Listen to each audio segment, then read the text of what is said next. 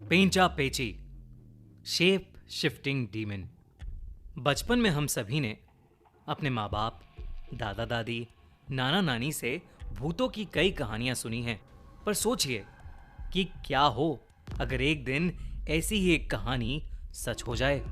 21 साल के शुभजीत के साथ कुछ ऐसा ही हुआ। शुभजीत 3 साल बाद अपनी पढ़ाई पूरी करके अपने गांव वापस आया था। शुभजीत वैसे तो बंगाल के पुरुलिया डिस्ट्रिक्ट के एक छोटे से गांव का रहने वाला था, पर पढ़ाई के सिलसिले में वो पिछले 3 साल से कलकत्ता में रह रहा था। शुभजीत को अपना गांव बहुत पसंद था, क्योंकि जहां शहर में हर जगह बिल्डिंग्स ही बिल्डिंग्स थीं, वहीं उसके गांव में चारों ओर जंगल ही जंगल थे, जहां की हरियाली और खुली हवाओं में उसका मन खुश हो जाता था। पर ये जंगल भी अपने अंदर कुछ ऐसे राज छुपाए बैठे थे, जिसकी वजह से गांव के लोग रात को कभी भी अकेले जंगल में नहीं जाते थे। वहां की कहानियों की माने तो जंगल में एक राक्षस रहता था, जो कि लोगों की जान निकाल कर उन्हें मरने के लिए छोड़ देता था। लोग कहते थे कि गांव में जो भी पूर्णमासी की रात को उस जंगल में गया है, वो कभी भी जिंदा वापस नहीं लौटा। पर शहर में रहने के बाद शुभजीत ने गांव की अंधविश्वासी बातों को मानना छोड़ दिया था, और यही उसकी जिंदगी की सबसे बड़ी भूल साबित हुई। शुभजीत को एक दिन एक ईमेल आया, जिसमें लिखा था कि उसकी कोलकाता में एक कंपनी में नौकरी लग गई है और उसे 2 दिन बाद ही कंपनी में रिपोर्ट करना था।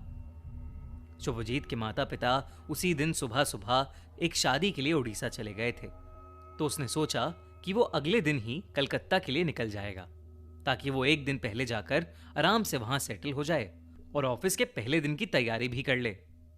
शुभजीत की गांव में आखिरी रात थी।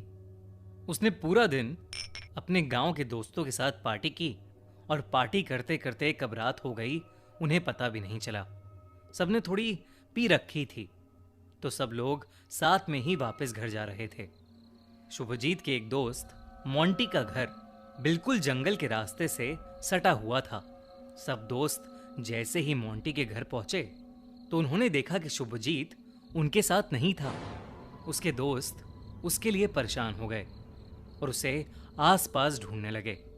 पर शुभजीत को मोंटी के घर के पास आते ही जंगल से एक आवाज आई। उसे ऐसा लगा कि जैसे किसी ने उसका नाम पुकारा हो। तो शुभजीत जंगल के रास्ते उस आवाज के पीछे पीछे चला गया। वैसे तो शुभजीत बचपन में उस राक्षस की कहानियों पर बहुत विश्वास करता था, और उसे उन कहानियों से डर भी लगता था। पर कलकत्ता में रहने और पढ़ने के बाद अब उसका सब कहानियों से पूरी तरह से विश्वास उठ चुका था।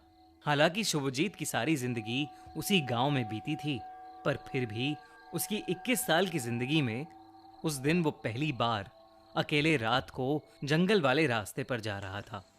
उस जंगल में जाते हुए उसने रास्ते में एक सिगरेट जला ली। जैसे ही उसने लाइटर से सिगरेट जलाई, तो माचिस जलने के साथ साथ शुभजीत को जंगल के सन्नाटे में एक उल्लू की आवाज आई। शुभजीत सिगरेट पीता पीता चल रहा था, और अब कम से कम आधे किलोमीटर की दूरी तय कर चुका था कि तभी शुभजीत की सिगरेट के धुएं को चीरता हुआ वहां से कुछ गुजरा। क्योंकि सर्दी का मौसम था, तो रात को ऐसी हवा का चलना आम बात थी, इसलिए शुभजीत को लगा कि वो बस एक हवा का झोंका था। उसने अपनी सिगरेट बुझाई, और जैसे ही अगला कदम बढ़ाया, तो उस उल्लू की आवाज और तेज हो गई। शुभजीत अब थोड़ा घबराने लगा था। तभी उसने देखा कि पेड़ की डाली से 2 बड़ी बड़ी आंखें उसे घूर रही हैं, जैसे किसी उल्लू की आंखें हों, पर बहुत बड़ी, लाल और भयानक। उन आंखों को देखकर शुभजीत और घबराने लगा और जंगल के रास्ते से वापस मुड़ गया। वो कई देर तक चलता रहा, लेकिन वो उस जंगल से बाहर नहीं निकल पा रहा था। जैसे जैसे वो और ज्यादा डर रहा था, वैसे वैसे उल्लू की आवाजें भी बढ़ती जा रही थीं। चलते चलते उसे फिर से एक तेज हवा का झोंका महसूस हुआ, लेकिन इस बार शुभजीत ने अपने गाल पर हाथ लगाया तो उसके गाल से खून बह रहा था। तभी अचानक उसे दिखा कि उस जंगल के सभी पेड़ों पर 2 बड़ी बड़ी लाल और भयानक आंखें चमक रही हैं। उसे तब याद आया कि उस रात पूर्णमासी की रात थी। अब उसे उस राक्षस से जुड़ी सभी बातें सच लगने लगी थीं। उसे बिल्कुल भी समझ नहीं आ रहा था कि वो क्या करे। ऐसा लग रहा था कि उस जंगल में छोटी छोटी लाल लाइट चमक रही हों। वो जोरों से जंगल से भागा और अचानक से उस जंगल में से सैकड़ों उल्लू अपनी तीखी आवाज निकालते हुए हवा में उड़ने लगे और उसको उन उल्लुओं ने चारों तरफ से घेर लिया। शुभजीत की आंखों के सामने वो सारे उल्लू एक बहुत ही बड़े और विशाल राक्षस में बदल गए। उस राक्षस की आंखें किसी उल्लू की जैसी ही बड़ी बड़ी, लाल और भयानक दिख रही थीं। उस राक्षस के दांत भी बेहद नुकीले थे। शुभजीत के उस राक्षस को देखते ही रोंगटे खड़े हो गए।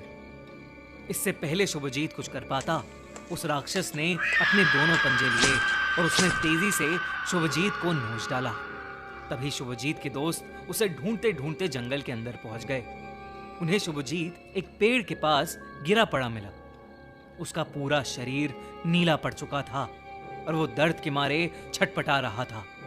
उसके पूरे शरीर पर पंजों के निशान थे। ऐसा लग रहा था जैसे किसी ने उसकी जान ही निकाल ली हो। उसके दोस्त उसे फौरन हॉस्पिटल ले गए और कुछ दिनों के इलाज के बाद वो थोड़ा बेहतर हो गया। शुभजीत ने जब लोगों को अपने साथ हुआ किस्सा बताया तो सब हैरान थे। गांव के बुजुर्गों ने कहा कि वो राक्षस पेंचा पेची है, जो उस जंगल का एक ऐसा भूत था जो पूर्णमासी की रात को लोगों के जंगल में अकेले होने का इंतजार करके एक उल्लू के रूप में आकर अपने शिकार का पूरा खून चूस लेता है। ये सुनने के बाद सबको पेंचा पेची राक्षस पर यकीन हो गया। शुभजीत तो अपने दोस्तों की वजह से उस रात बाल बाल बच गया, लेकिन वो कभी भी पेंचा पेची की खौफनाक आंखें नहीं भूल पाएगा।